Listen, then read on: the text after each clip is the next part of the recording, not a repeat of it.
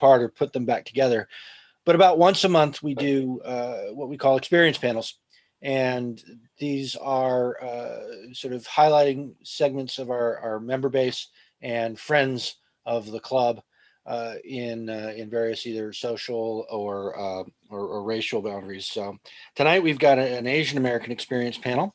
It's going to be moderated by Karen, who's a member.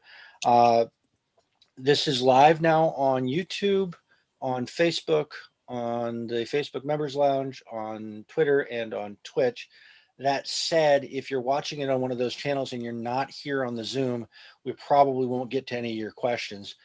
We might be able to pull back through after the fact and look to see what the comments were. So do be patient. And next time, sign up for the event and come to Zoom yourself, and then you'll get your questions answered right away.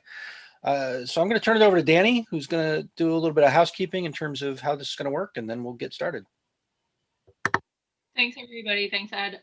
So yes, normally we take questions live on all the platforms, but because we get such high attendance for our experience panels, we don't filter the questions from the other venues. So join us on Zoom. If you're an LGC member or a guest, you can register on our events page. It'll give you a Zoom link, and then you can come and join us live.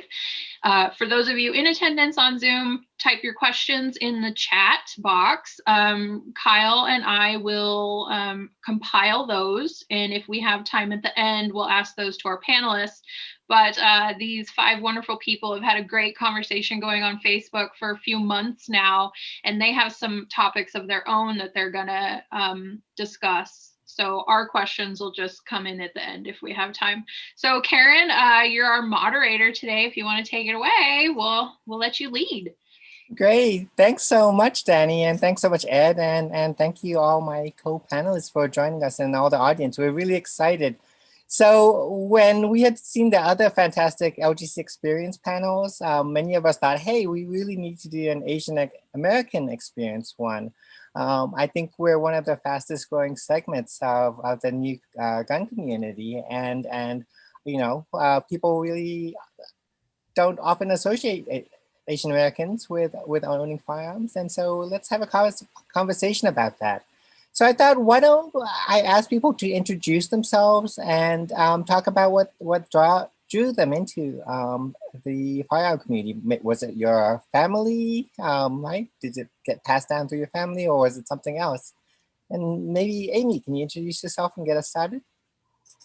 Yes, I'm Amy Dillon, and I'm a Marine Corps veteran, and I'm currently a firearms instructor, podcast host, and writer in the gun industry. I've been doing, I was in the military for 12 years, and I've been in the gun industry now working for about 10 years, almost 10 years. So I've been around guns and this community for the past 20 years. And that's actually how I started. Although, you know, and I never really had any experience with firearms growing up, but the first time I shot was in military boot camp. So that's how I got introduced to shooting.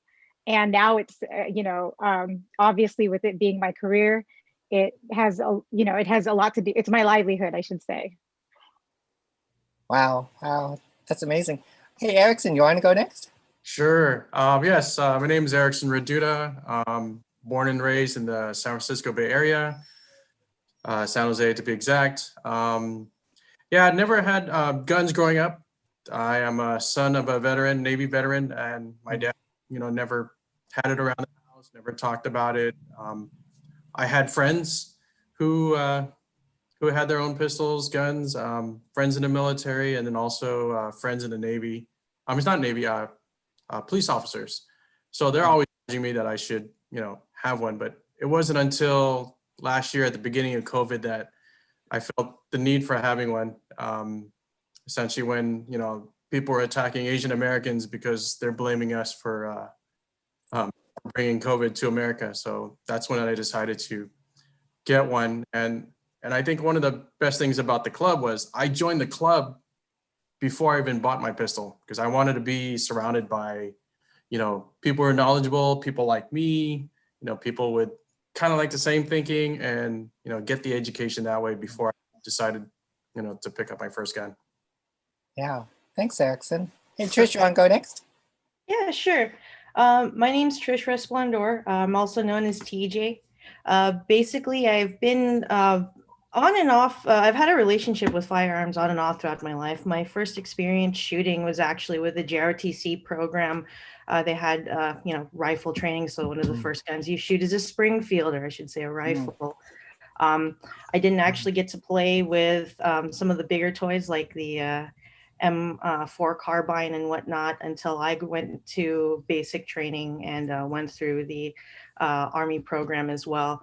Didn't get a chance to stick around long enough, so I'm very proud and admiring of Amy since she was able to stick it out for all 12 years. But basically, I recently got into sport shooting last year with COVID. I went, I'm kind of bored. I can't really travel anywhere, and I'd like to get into firearms. So I bought my first, my own personal handgun, and I'm now exploring the firearms world with all of you fine people. So I can share what it's like to be one of the newbies in the last year, and what it's like to be an Asian American in your early 30s and trying to talk about guns for the first time with your family. Yeah, that's going to be one of our questions for sure. And the last is someone who maybe needs no introduction because many of us know him because we've watched TV and just been amazed. So Chris Cheng, Top Shot winner. Can you tell us about how you got into it and how? Yeah. Well, I wanted to ask how you got so amazing, but that's a longer conversation. Well, thank you for having me. So my name is Chris Cheng, and I'm History Channel's Top Shot Season 4 champion. And for those of you who aren't familiar with Top Shot, it's this amazing marksmanship competition for marksmen of all walks of life and all skill levels. And so my background is actually in tech in Silicon Valley. So that's actually my day job. And back in 2011, I had this whimsical notion that me as a self-taught amateur shooter could somehow go up against some of the best shooters in the world who are police officers, military, lifelong hunters, and Olympic shooters. And I ended up training really hard and ended up beating all the pros and won $100,000 and a professional shooting contract with Bass Pro Shops. And I ended up quitting my job at Google at the time to travel, travel all across the country, shooting 3-gun for Bass Pro Shops and really learning a lot about firearms culture and gun culture, which I didn't really know much about. And my introduction to firearms was through my father, who is Chinese American, and he was a U.S. Navy navigator, P-3 Orion navigator during Vietnam. So he didn't shoot guns as his primary, focus in the Navy, but he was the first generation gun owner in my family. And so when I was 6 years old, he decided that I needed to learn how to shoot. And that was just very basic firearms training to learn how to, safely handle and operate a firearm. And I grew up in Orange County, California, where at the time, there weren't a lot of gun owners, at least not that we were aware of. Sort of my family, we didn't really know a lot of other Asian families. I grew up in Mission Viejo, which is about 20 minutes south of Irvine, which is where most of the Asians live. But, being an Asian American gun owner has been a very insightful experience. And I'm definitely excited to share more of that in today's panel. Yeah, it's odd. I think, it sounds like none of us came from like the traditional gun culture 1.0 type of family where, dad would take his, a gun elk hunting or deer hunting or turkey hunting, with his big red plaid jacket, that sort of vision. And, many of us are either through military or through sports shooting. What do you think accounts for this shift?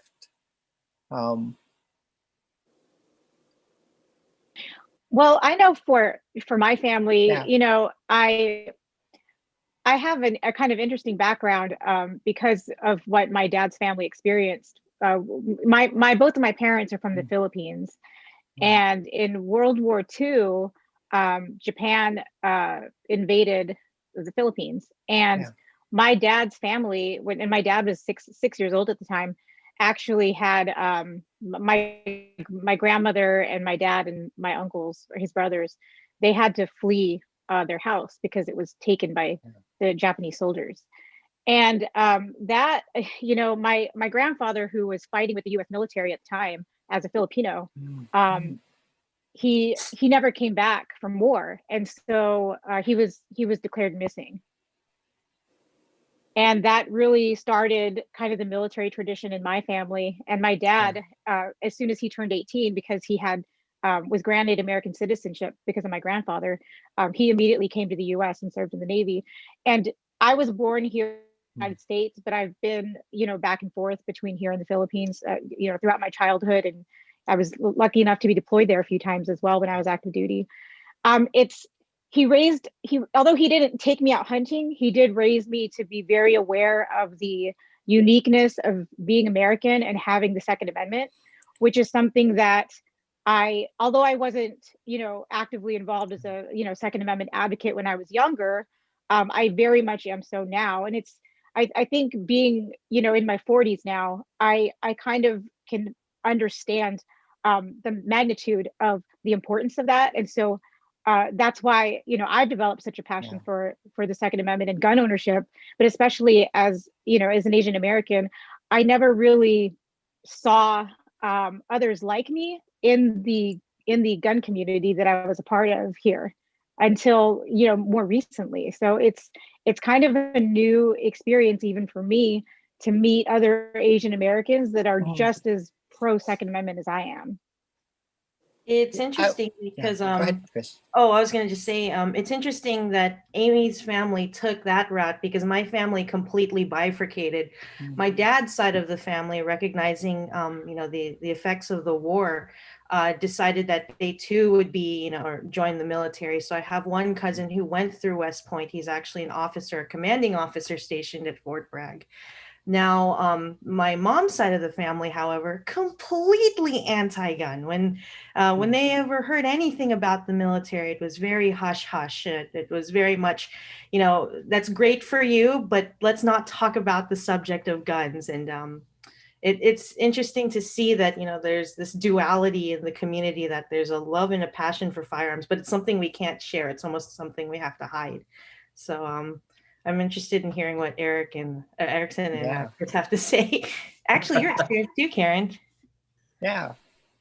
Well, I wonder, maybe Erickson, I mean, I think you and I are similar, that COVID sort of drew us both. I mean, I've had a long interest in guns. You know, I grew up in Australia, and I can remember going rabbit hunting because rabbits are an enormous pest. And then when I came to the US for college, you know, just having this interest, but never really following up.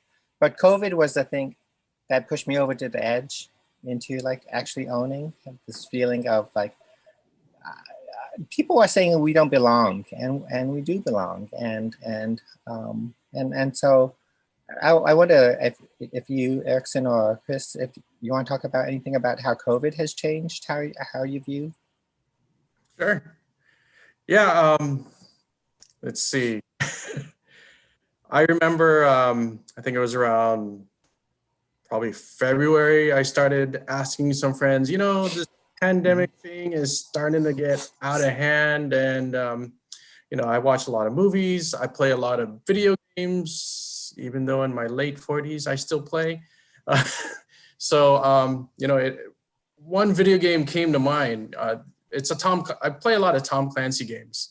And it came out a few years ago called The Division, which was pretty much, long story short, the premise of the game was someone releases a new strain of smallpox into Manhattan Island, and so many people get sick. And I think a secret division of agents go and try to pretty much bring order back to the island. So when COVID happened, I thought of that game and I'm like, man, you know, I don't have military experience. Friends who are police officers. At the very least, I should learn how to defend my family.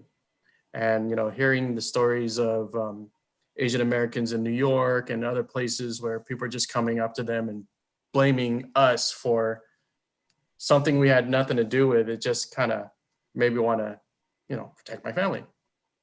So, Yeah. Yeah, and that protection of family is definitely a thing that I resonate with, and that's sort of a part of my, I guess, origin story, if you want to call it that. So, you know, I think part of, to Karen, to answer your question about, you know, what are some of the things that have contributed to this shift around increased gun ownership around for Asians? Obviously, COVID has been a key driver. I think a lot of just the general rioting and unrest has really harkened back to the days of the 1992 Rodney King riots.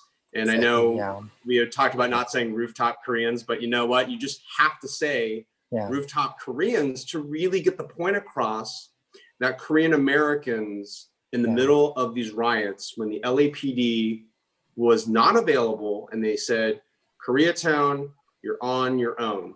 And these Korean Americans took it upon themselves to use their personal firearms to protect their own homes, their own businesses, and really reduce the amount of destruction and death that could have been caused, you're right, had they not had their own firearms and exercise their Second Amendment right. And so for me, you know, my exposure to firearms was again through my father, and his impetus to getting a firearm was actually not because of his military background, but it was because of a story that we've seen play over and over again, which was in 1981 when the Reagan assassination attempt occurred. What happened then? There was talk about gun control and banning handguns because a handgun was used in the assassination attempt. So what did my father do? He did what so many other California residents and American citizens do when they hear about gun control and that this thing might be banned. My dad went out and he bought 2 pistols because I was 1 year old. He was a brand new father at the age of 28. And he was like, okay, I have a son and a family that I need to protect. So back to Erickson's story about wanting to protect your family, this I would say is not unique to Asian Americans at all, right? It is just a very primal, almost an instinct, right? That we as humans, we want to protect ourselves and protect our families. And so there are some of these common threads, right, that just we as Americans share with each other. But then of course there are these distinctly Asian American moments, such as racist comments and attacks against us, for COVID, general just racism that exists in America. But I would say on the flip side of that coin, what I've learned over the decade or so that I've been involved in firearms advocacy and helping build our community is that the firearms industry and community at large is very receptive to Asians purchasing firearms and participating in one of America's longest pastimes and one of our core fundamental rights to own a firearm to defend ourselves. Yeah, it's interesting. I think being Asian American more explained for me more my resistance to buying a firearm than pushing me towards. I mean, in media, it was so rare to encounter like a positive image or any image of an Asian American with a firearm. And, like Grant Imahara in Mythbusters, when he, they started doing episodes with firearms, and he was like, oh my God, he has such a cool revolver. And that was like one of the few positive images, because we're never allowed to carry firearms, Asian Americans are always like at the Kung Fu or, something else. And so to see that, and then, for you, Chris, to be the top, the top shot, those were all sort of amazing moments where it's like opening up this sort of imagination that, hey, it's okay. One of the things that sort of pushed me over the precipice happened. An important point to mention, right, is opening up our imagination. Because in my analysis and thinking about Asian American culture is that a lot of our cultures come from a place where when you're a child, your parents are often encouraging you to become a doctor, a lawyer, an accountant, an engineer, some of these like very sort of safe white collar jobs, which I think many of us can appreciate where that sentiment comes from, because so many of our parents and our grandparents and great grandparents want us to be more successful, right, than the prior generations. But opening up our imaginations, right, and seeing other Asians doing things beyond these stereotypical successful white collar jobs, right? There are plenty of career paths where Asian Americans can be successful, right? Whether it be the military, maybe it's politics, maybe it's shooting guns, maybe it's just, right, there's this broad array of opportunities for success in America, and being a gun owner or being in the firearms industry. But, you know, those are paths for not just success, but a lot of fun. And also, I think, a core part of the quintessential American experience.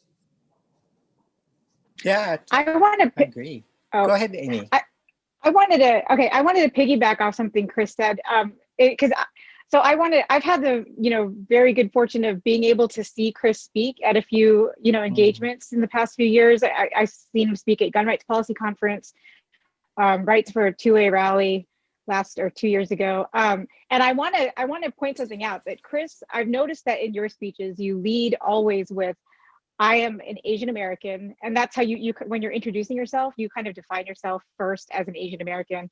And that's something that, and I never told you this, but that's something that I picked up and noticed. And, I thought to myself, I thought that was really neat that you highlighted that, because in my experience being, in this industry for the last 20 years, I've never really put myself out there as a first generation Filipino American. But I think that bringing that to, the forefront and bringing the attention on that, I think will kind of destigmatize Asian Americans owning guns. And it also, like what you said, Karen, it kind of gives other Asian Americans the opportunity to see someone and say, okay, we can be a role model. There's another person like me who is advocating for gun ownership and the Second Amendment.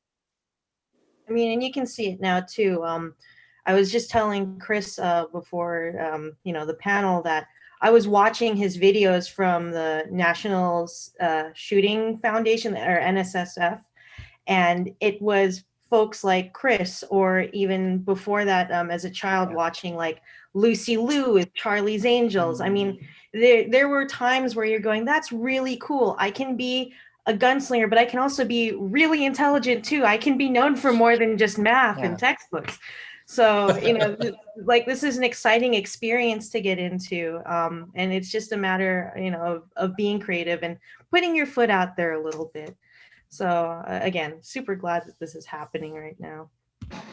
Thanks. I had forgotten about Lucy Liu. That's fantastic. I'm wondering, within the broader community, how many of us are sort of out to like coworkers and friends? I am in deep closet, so that's the hat. But other folks? So I have been outright in telling all of my coworkers. I went as far as inviting my CEO to go clay shooting with me, to which they went, oh, but guns are aggressive and dangerous. And I went, yeah, so is my driving, but none of you guys stopped me from driving my car to work. So, essentially they now recognize, hey, this is part of her life. They'll ask, questions, and in the neighborhood, they know me as, oh, you're the gun girl. So you get used to just being associated with firearms, but in a very positive light. It goes from, oh, you own a gun, to, oh, wait, you're an LGC instructor? Oh, tell me more. How can I learn more about firearms? And they're more likely to, express their interest if you just express your enthusiasm. Erickson, you're new. How about you? Oh, I'm very new. Half of my family knows.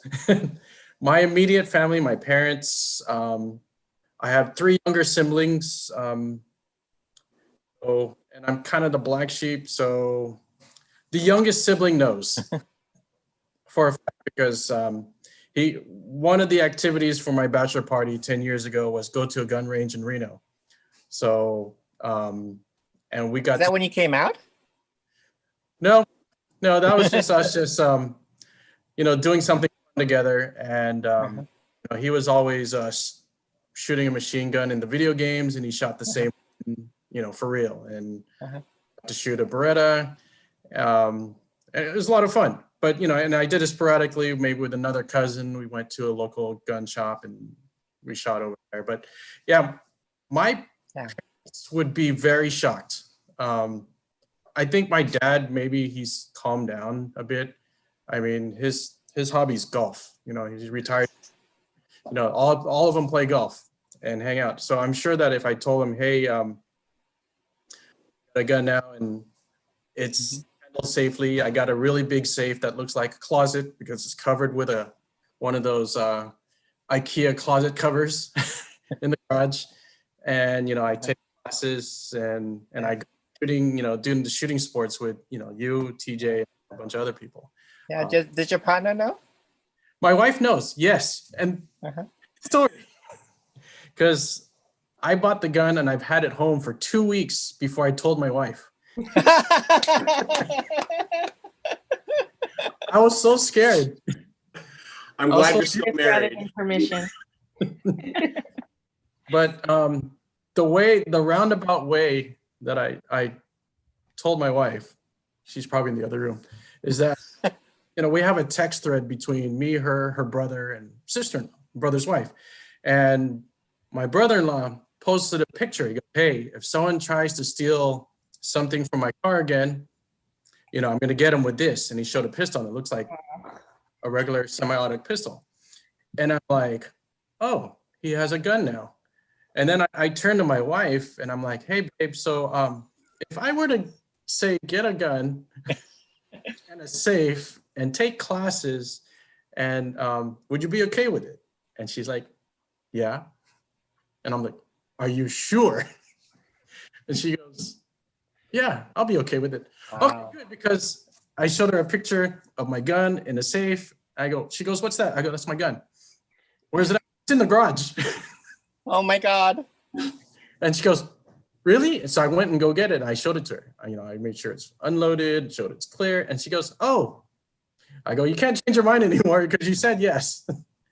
Wow. And then after that reveal, I texted the family again, and my brother-in-law texted me later on by himself, goes, hey, where'd you get that? I want one. And 2 weeks later, he got one. And we've been shooting together since. And it's been since June of last year, since we've been shooting. It's like a virus. It's spreading. And we're learning. Yeah, we're learning together.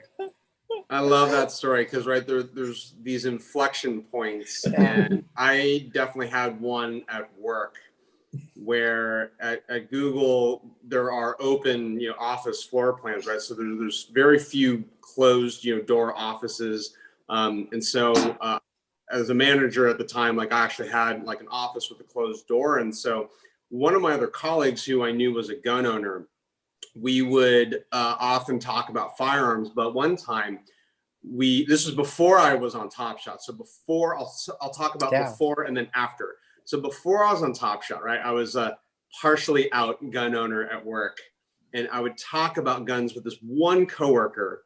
And when we were out on the open floor, we actually caught ourselves once, and we're like, "Ooh, we shouldn't be talking about guns in the open office space." So let's go in, and we actually shared an office. We're like, let's go in our office. We close the door. We turn the monitor away from the window so nobody see the guns that we had up on the monitor. And I always remember that was a recurring thing between me and this coworker, that we would secretly talk about guns at work, and obviously just fun stuff, just what kind of barrel and da da da da da.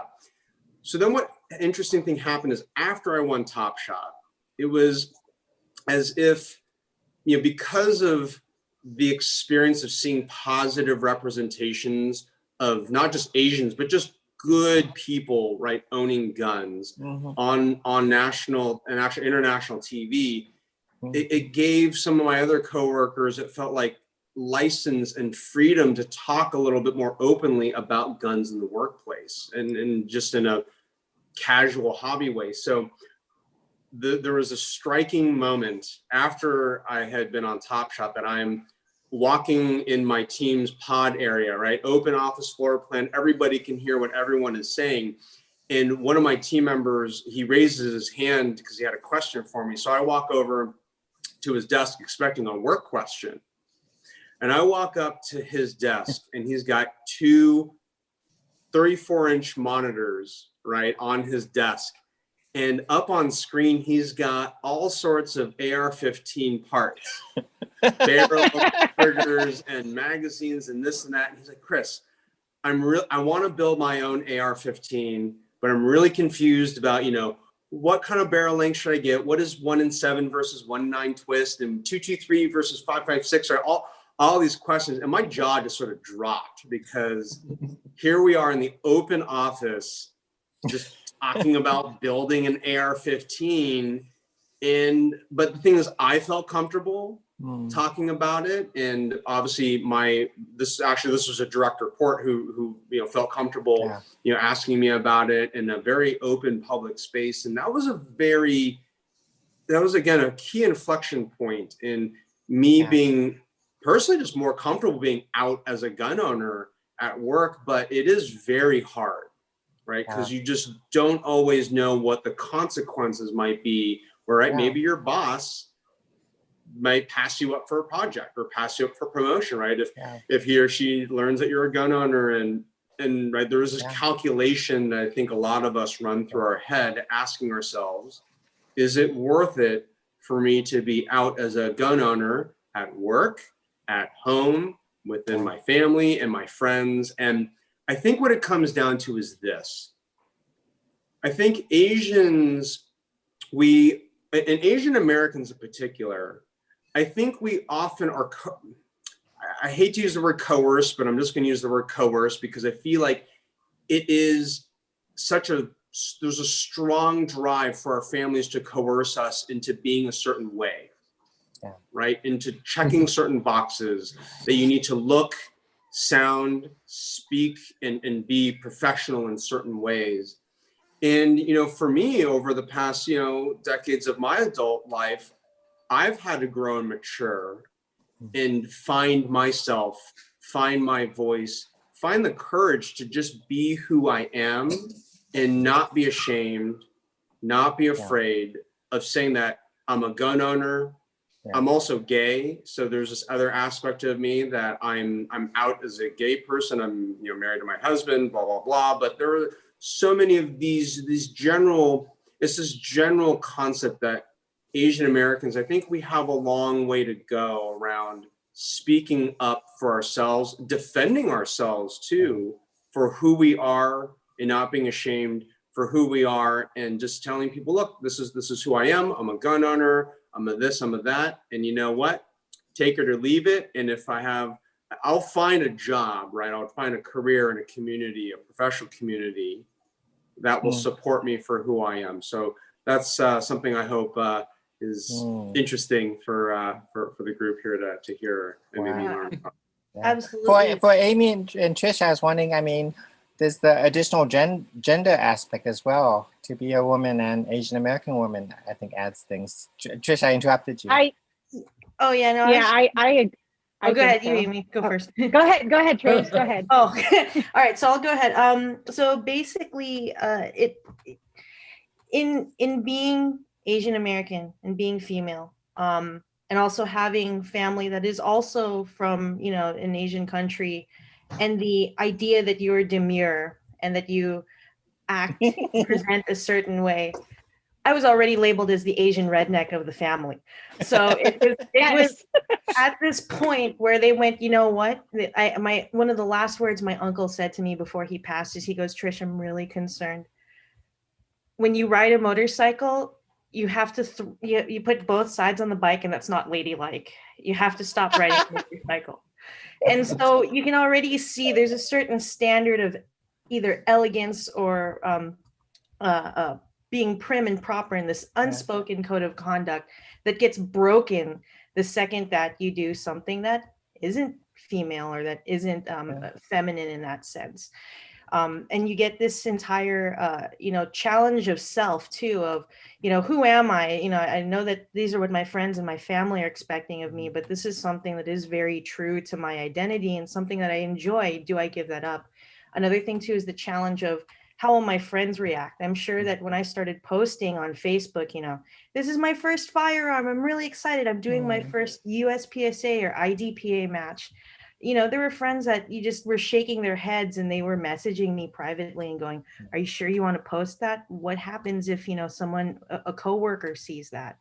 Are you sure you want to be associated with that? And it's a struggle. It's a struggle every day, but simultaneously, the only way to improve things is just to normalize it. It's very much like the LGBT community, just saying, hey, you know what? I'm proud to be gay and there's nothing wrong with that. It's the same. I'm a proud gun owner and there should be nothing wrong with that. So it's a fight till now. But definitely, just it's something that you just have to internalize and embrace. So, yeah. Sorry, I want to hear Amy's side though. Well, I think Trish hit the nail on the head on a few things you said. I definitely think that there's a stereotype, being an Asian woman, and there's definitely a barrier that I feel like, we're still kind of breaking through. Even that are, still live in Asia, and I must, seem very, I'm American. I'm loud. I'm aggressive. And then even just as for me, I think, I kind of had to give myself permission, and not give myself permission, but have had to have been okay with kind of breaking that stereotype that I knew was there. And a lot of that has to do with, the long years I spent being in the military, and I was also a drill instructor. So, I've had to kind of condition myself when I was in that time in my life to be assertive. And that's something that not many people expect.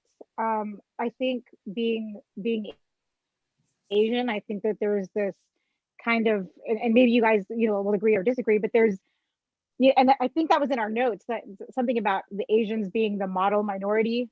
We're supposed to be quiet, soft-spoken, being, not rock the boat, very agreeable.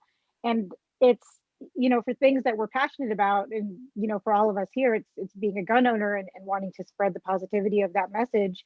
I think that we kind of have to break our own molds because of that. And I think that just, being in the company of Trish, Karen, other Asian American women like myself that aren't afraid to kind of speak up for what we believe in, I think that definitely helps. But there is definitely a, stereotype and a barrier that I think that we feel. I know I do. Yeah. So. Yeah, and you can feel it when you go into a gun shop, especially like a really sort of chuddy gun shop. It's like, whoa. Or if it's your first time going. Yes, yeah, exactly. Yeah, like I remember the first time I went to like my home range, I looked like I was in a burqa, or at least I had a ski mask on. And I was just trying to hide because I wasn't sure what I was going to run into. I mean, the whole point of why I'm TJ is it was androgynous. It was supposed to be, I did not want anyone to know who I was. And it took a couple of, visits before I went, all right, it's okay to be female at the gun range. Then it's also okay to be a minority. And I guess we're fortunate too, right? Because we live, or at least Chris, myself, Karen, we like all live in Erickson as well. We all live in the Bay Area, right? So I recognize that when I travel, the experience is completely different. Case in point, I went to Monroe, Louisiana, and I went to Duck Commander, Buck Commander to go and just check out the shop over there. That's what's the name of that? Duck Commander, Buck Commander from Duck Dynasty. That whole I haven't watched that. Yeah, anyways, but I mean, walking into a gun shop as an Asian in Louisiana is a very intriguing. Well, number one, they're, obviously they know, hey, you're not from around here. Where are you from? And as soon as you mention California, they hand you the biggest gun that they can find, and they go, see, this one's not California compliant. Have fun. Take it outside. Oh, where can you take it outside? We don't care. Shoot it in the backyard. It doesn't matter. So you'll find that, yeah, the more you come out, the more supportive people will be, even in, you're being Asian. At least they've been nice to me in the South and in the Midwest. So I've been fortunate to experience that. Amy, you look like you want to say something. Yes, because I think I'm the only one here that doesn't reside on the panel that doesn't reside in California. Mm-hmm. So I just wanted to talk about that for a few minutes. I grew up in San Diego, and California has a very big Asian community. I mean, it was normal for me, where I grew up in my high school, and we're very diverse and a lot of Asians. I first experienced that kind of reverse culture shock when I got stationed in South Carolina, and then my school, one of my follow-up schools after boot camp was in Mississippi, and that was the first time in my life at 18 years old. It was the first time that I experienced people kind of looking at me different because there were no Asians. I mean, I was the only one, and I've lived in South Carolina, Georgia, and Texas now, and I'm currently in Alabama. So I'm primarily in the Southeast, and it's very different. I mean, every time I see another Asian, it's like, we kind of look at each other like, oh, another Asian person. And it's very, and then when I go back to California and I'm visiting my family there, I mean, it's no one gives me a second look because I'm like everyone else there. There's a lot of Asians there compared to where I live currently. And absolutely, when I walk into a gun shop or, a gun store, I'm usually the only Asian, I mean, not just Asian woman, but Asian person. So it's a unique perspective. I got, so Trish and Erickson, when we were at the USPSA match on Sunday, it was like 80% Asian, wasn't it? It was like amazing. What's up with that? I think that it might be just our area. I could be wrong. Okay. I think Chris has probably traveled around more and seen, what the situation is as far as like competitions are concerned. I mean, to Amy's point, it is just a different world the second that you step outside California, because suddenly, it's the 2A culture is more of the stereotype that you experience, where here it's a blend between, hey, we want to fight for our rights because this is a really fun hobby, whereas it seems like with other cultures, it's no, this isn't my identity that's being taken away. And so I can't quite put my finger on it, but just when you step out of California, it is a uniquely different experience. So for our Asian friends that do not reside in California, my heart goes out to you, but don't stop being who you are. Oh, move here. Or I guess you could change culture or try to change culture. I mean, that's the point of what we do here in the Bay Area, right? We need to at least not be so closeted at this point. Well, we have a not so secret plan to take over Richmond Rod and Gun Club. Uh-oh. I just gotta say. Oh, go ahead, Erickson. Yeah, living in the San Francisco Bay Area, I think we are very spoiled as Asian Americans. The minority. I'll just give an example. I live in Fremont, California. I cross a bridge, Dunbarton Bridge. Facebook is right there. That's where I live, and in my neighborhood, the minorities are the white folks. I got a Vietnamese family across the street. To my right, Indian. To my left, Chinese. Across the way, Indian. A lot of Indians. A lot of Middle Eastern. Living in the Bay, we're in a bit of a bubble.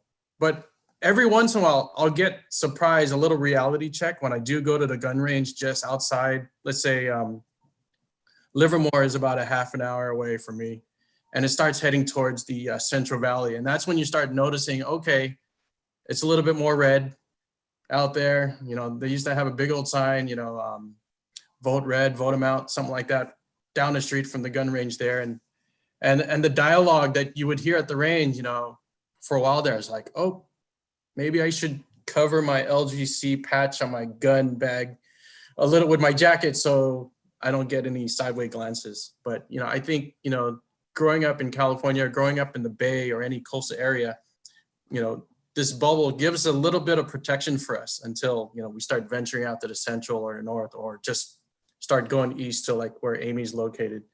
So, yeah. So, yeah, I wanted to, you know, shed some light into my experience, you know, coming into the firearms community and the firearms industry, not knowing a single soul after winning Top Shot. And, you know, I came into the firearms industry expecting almost basically to go to battle. I think I had a lot of these pre-existing negative stereotypes about gun owners, that they were going to be racist, that they were going to be homophobic, that if I wanted to have any sort of career in the firearms industry, or if I wanted to be accepted by the firearms community, that I was thinking, oh, I'm only going to find some like small pockets, you know, here and there who were going to be okay with a minority gun owner.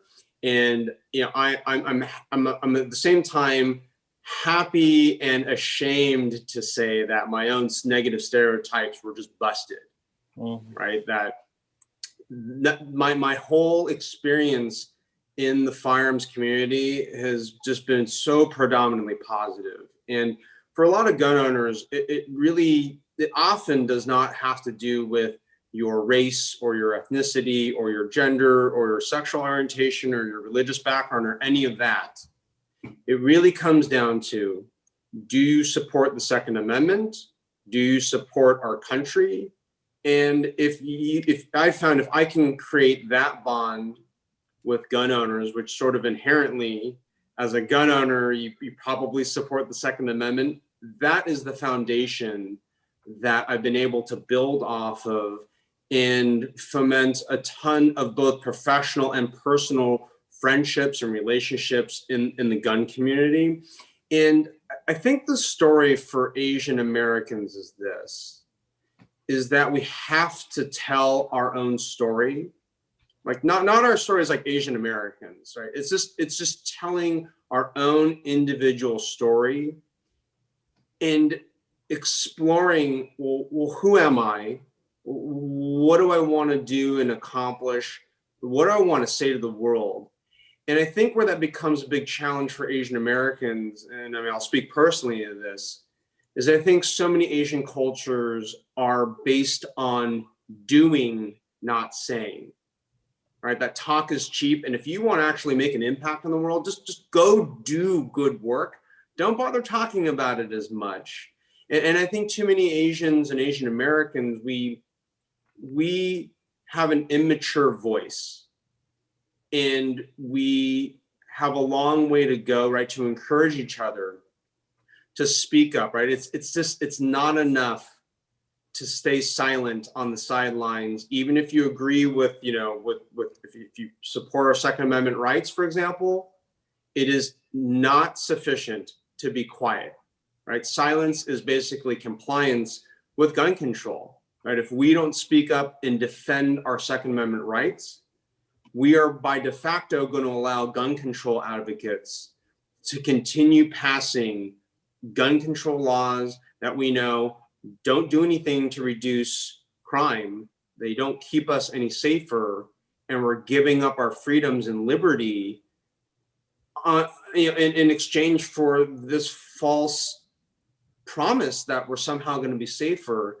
And the thought of that, I mean, that infuriates me. And so that's where I get my voice, right? When I hear about a government that wants to repress the people, wants to take away our voice, wants to take away our self-defense. And right, if you think about our countries of origin, right? I'm half Chinese and half Japanese, and these countries don't allow personal firearms ownership. And to come from that repressive, you know, anti-gun culture, right, to come to America, right, this is a freedom that all of us can enjoy and exercise the right if we so choose. So, yeah, I mean, the point is we need to speak up, because just simply putting our heads down and doing good work is just not enough if we want to make a material difference in American culture and Asian American culture as well. And even on a smaller level, right? It just starts at home too. It's just having that honest conversation with your family. And I think the beautiful part is that you end up finding family. One of the another person who should have been a panelist here, his name's Bernie Lin. He's also an LGC member. And one of the conversations we had where we realized, wow, you know, we're kind of kindred spirits and we're in this, is that he said, I feel like I finally found my tribe. I found the group that I want to hang out with, right? And it had nothing to do with being Asian, but I guess that's how ostracized we become with our family or our friends, that, you know, as soon as we do speak about it, you know, they're like, oh no, and you unfollow or something to that effect.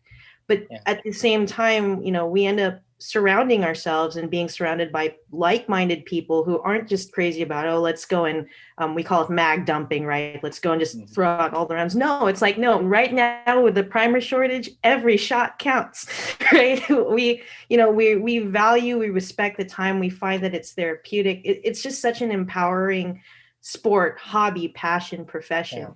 And if we can change the conversation so that it's not this dangerous object that, you know, is only used in a negative stereotype, if we actually bring it to life that, hey, it's just like any other tool, right? And it can be beautiful or it can be destructive. It's how you decide to use it, and it's how you decide to shape the conversation amongst your friends. So the sooner we can feel comfortable about just being who we are, regardless of age, regardless of where we are in our journey, there will always be somebody out there to support us and, you know, be welcoming towards us. And obviously LGC has done a phenomenal job of doing just that.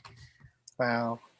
Yeah, it's so interesting. You know, I'm Japanese American and a recent immigrant. And part of my journey for the last 20 years is trying to understand what it means to be Japanese American.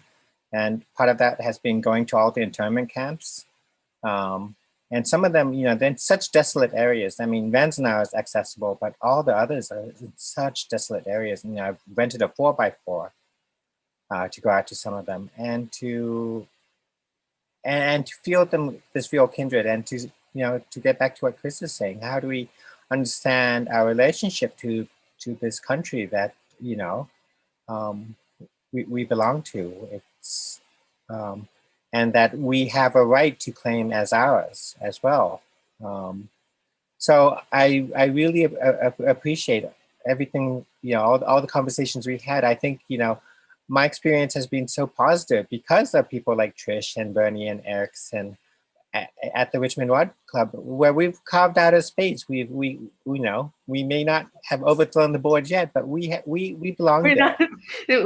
We have a board member potentially nearby listening, so let's let's just say, like, you know, we want to do what is the most welcoming, most inclusive actions. We understand that the fight is far from over, but what this does, what the 2A community will do, is open up a gate for a good conversation, right? Exactly. And that's what we're kind of missing in the political realm right now. Exactly. It's so polarized where, you know, oh, the conservatives this and liberals that, when in reality, if you think about it, we can be moderate. We can find a middle ground. And if that's my goal for the rest of my life, and, you know, the 2A community is to be part of that. Hey, I understand we don't agree on everything, but we can agree on at least this one thing, and let's try to find a compromise elsewhere. Then at least I can leave, you know, go to sleep and know that I'm doing something right at night. So it's little changes. It's completely, what's the word, acclimating to, you know, this new sense of self in the community. So it's little by little, but yeah, I'm sure if there are any other RRGC members or Richmond, California members, just we're doing good things. We're trying to do positive things. We are not overthrowing anything over there. So just want to put that out. But yeah, they're very happy to have us, and, you know, I'm sure that as as much as we invest, we will, receive in dividends and set up a good foundation for the future. Yeah, no, there's no defenestration, at least not for the next week or two. I don't then, mean to interrupt you guys, sure. but we're at 60 minutes, so I'm not Sure. sure if you want to start wrapping it up or continue on. I think my wrap up would be, I think we have had really fantastic leadership at political levels with, Chris and Amy representing us in the industry. And I think it's up to us also for more of us to find our voices. My journey isn't quite complete, as I mentioned. I'm in the closet, but more and more of us are finding our voices. So I really appreciate everyone for joining into this. Do we have questions from the audience, or should we wrap up, Danielle? We have one question. Oh, sorry, Danny. Go ahead, Kyle. We have one question that was asked from an outsider perspective, and I'll read it verbatim. Rather than just our experience getting into the gun culture as Asian Americans, what would be our outside observations about the gun culture at large here in the U.S.? That's a good one. Guys? I'm not quite sure I understand what the question is. What, as Asian Americans looking at gun culture, like, typical gun or white gun culture, what have our observations been? So from my perspective, and as early 30 kind of gal who's been in the Bay, it's been kind of negative. Not for me personally, but I broached the topic. We were supposed to come up with an intellectual discussion on a subject that is controversial, and one of the things is that, I'm a gun owner, and then suddenly there was this guns kill people, gang violence, hunters, or like they just destroy national parks. There were just so many things that were just negative stereotypes, and part of that is correcting some of the things that we do see on media. The news is also part of our amendment and right, free speech. And so part of that is also changing the language that we use. It's a double-edged sword hearing some of the stories, and obviously sensationalism does create business. And it's on us as just Americans, period, to learn how to filter and use our, level of education and our ability to converse, to clarify certain things, right? Actually, on the contrary, hunters are some of the best conservationists. They have some of the best, ways to address the environment and protect the environment. Gun violence, or at least gang violence, exists on all levels, and it's a problem worldwide, globally. It's not something that's just endemic to the States. There's so many different things that we kind of have to just correct over time. I'm not sure if that's fully answering the question, but you do see negative stereotypes, but again, it's on us to protect our rights, to have that conversation, and to articulate ourselves appropriately. Yeah, I think there is, outsiders unfortunately lump all gun owners into this one bad bucket, right? So to Trisha's point, it's sort of like if an average American sees a terrorist or a gangbanger with a gun doing something bad with a gun, then somehow all of us good gun owners are somehow associated with that bad act. And that's a narrative that we need to continually push back against. And I know this is easier said than done, because where the rubber meets the road is you're at Thanksgiving with family or Chinese New Year, and somebody talks about some mass shooting that's just happened. Yeah. And then they turn to Erickson and say, Erickson, you own a gun.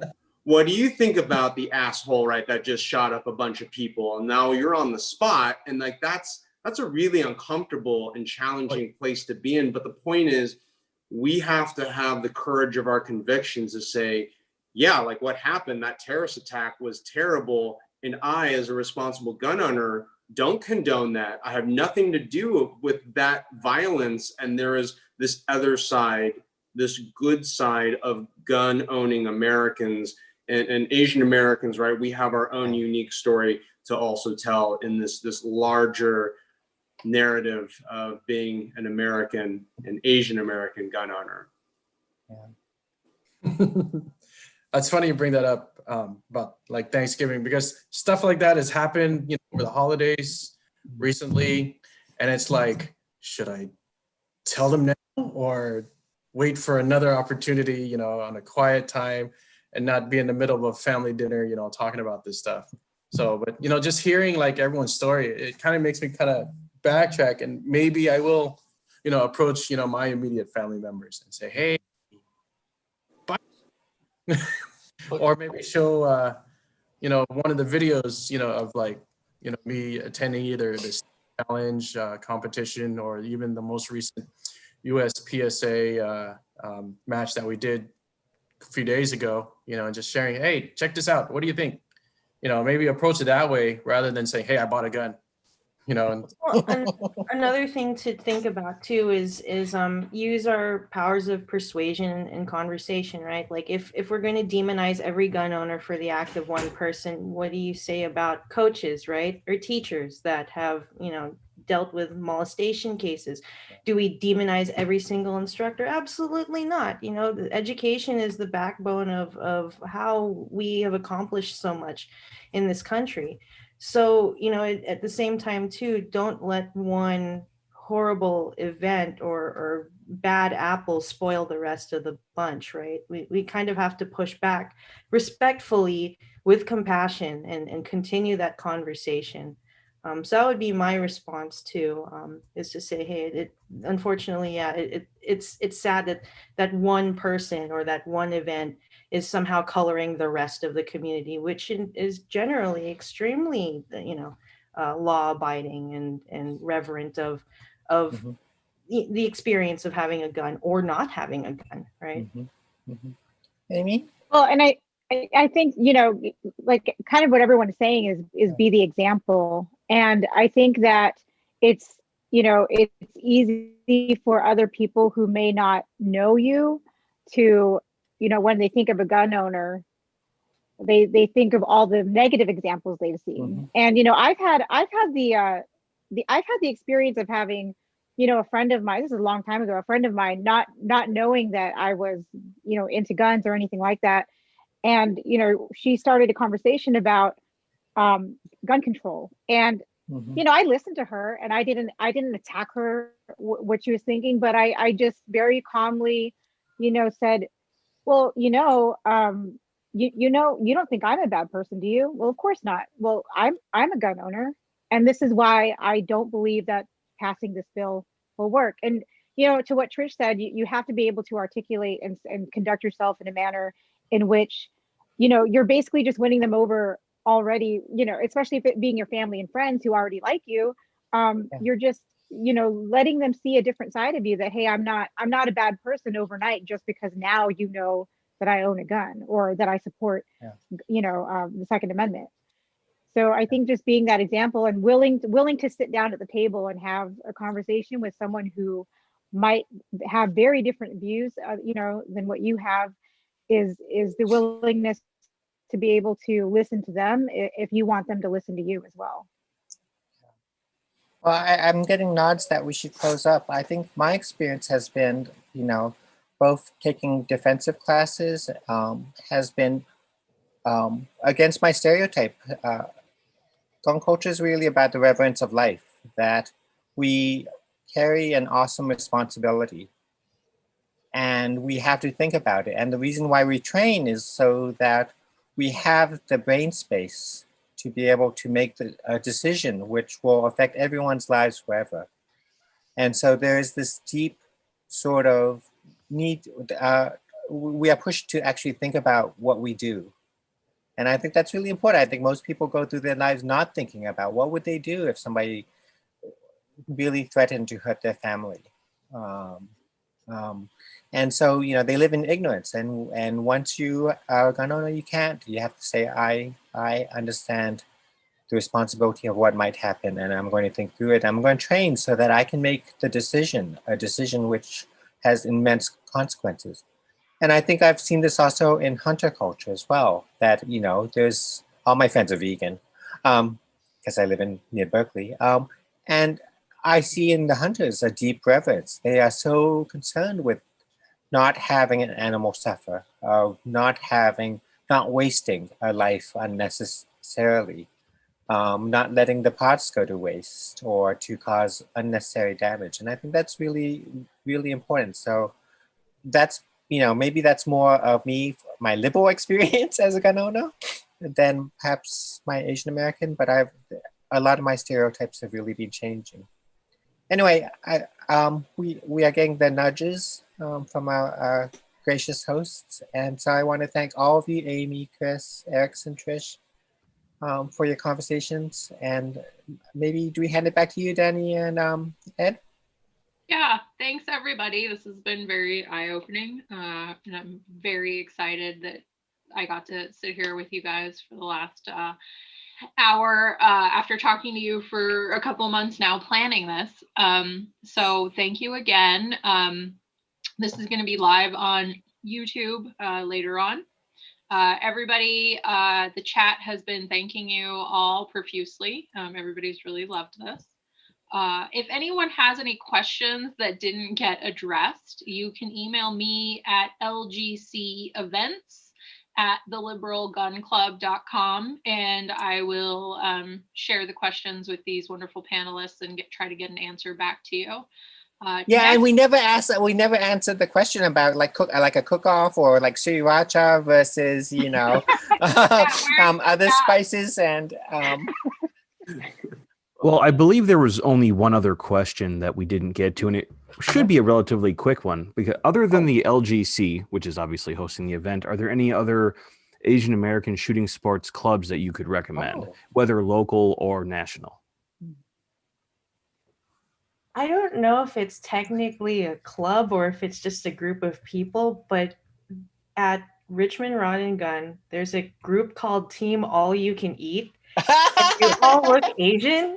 So it could, maybe they're not. I'm getting the side eye from the other person in the room. So, but I mean, there are groups, there are cliques. If you message one of us after the live stream, we will find them for you, or just come join us, whichever you'd like.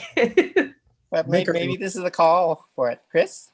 Yeah, I was going to say, there's an opportunity for the Asian American community to step up and form an Asian American gun club or something similar. There's the African American gun club, and I feel like there's a void and a vacuum, a leadership vacuum that I'm hopeful someone out there might fill, because there's a lot of opportunity for fun to bring Asians together. And to eat. I mean, we all love to eat like that. We could have a whole separate panel about food, let alone guns. So I would encourage anybody. The nice thing about advocacy is that anybody can be the one to raise their hand, right? To go find some gun owning friends and start a club. Start small, 5 people, 10 people, and build it from there. So I hope I see an Asian American gun club start up from somewhere in the next few years. Yeah, I was just gonna say, I mean, I belong to a really large, predominantly Filipino cycling club, mountain bikers, and there's about 400 plus of us. Wow. There's a bunch of clubs, and we all just buy each other's shirts, jerseys, and since my brother-in-law and I started shooting, we created a subgroup of our cycling club, pretty much called Aguila Pistol and Rifle Group, and we're just talking, and then we just get together to go to the range. We show off the guns, and surprisingly, 80% of the club are gun owners, and so now I have, like, aside from LGC, I got another group I can hang out with and go shooting comfortably. And not everyone's liberal there, but there's a lot of interesting conversations that we have. So if anyone's interested, I'll put you in. Amy, any thoughts from the Southeast? Well, I know that I've seen a bunch of Instagram pages actually come up in the last several months. One of them that's sticking to my mind right now is called Rooftop Asians. Go find Rooftop Asians on We're gonna get so Instagram because banned. they highlight they're highlighting like different Asian shooters on their page. Yeah, I saw So that too. that's a good way to get it's a good way to get connected with. Yeah, we I've mentioned it at connected the with Nationals. several people there. Yeah. I think it got mentioned at the Nationals. I thought that's such a great name. Sorry, Ed is giving me the like. I'm totally not giving you the look. I'm totally not. Thanks, Ed. So back to you. I do want to thank you all. This has been great. Yet another roaring success. And Amy and Karen, you're both repeat offenders for our panelists. So we're going to keep coming. We're going to keep dipping in that well, I think.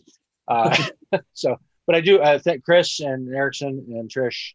I've not met you in person before. I do very much appreciate you guys attending, giving us your insight, and making for yet another fabulous experience panel. On that note, I am going to go ahead and kill the stream here in a second. As Danny mentioned earlier, if you were watching us on YouTube or any of the other channels where the stream was happening, we'll probably get around to going and looking at the comments there. But the best way to get your questions answered going forward is to sign up for the event. So hit up the website and join us next time. I believe next week we are back to Scott hitting guns with hammers. I think he's going to do something with his M1 carbine. So if you want to see an old white man hit a gun with a hammer really hard, join us next week about this time. Thank you again, and it has been really great. So I look forward to seeing you all in person at some point in the hopefully not too distant future. So, Yay! Thanks Great. everyone. Thank you for having me. Thanks.